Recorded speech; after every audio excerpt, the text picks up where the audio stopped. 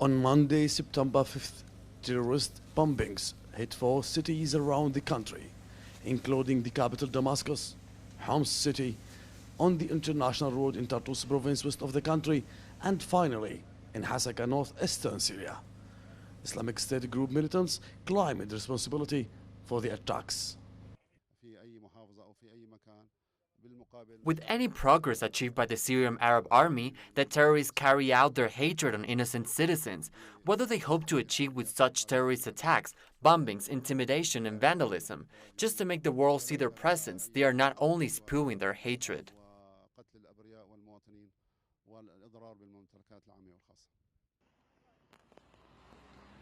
More than 40 people were killed and dozens wounded by the attacks.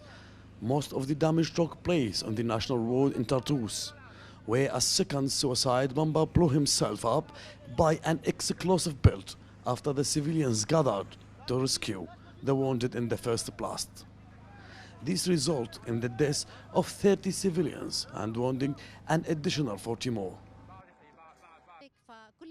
Whenever the Syrian army puts pressure on the armed groups, and particularly the terrorists of Al-Qaeda, we saw this after the Syrian army took control of the Daira region. Some Arab and regional powers have given the green light for terror groups to move and to do these heinous acts. In spite of the ugliness of the scene and the repeated attempts by terrorists to instill fear through the bombing, murder, and destruction, the Syrian people are still steadfast and united in the face of the darkness.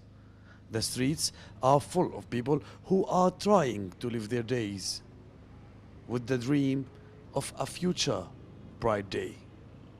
Hazim Abdullah, Tele2, Syria.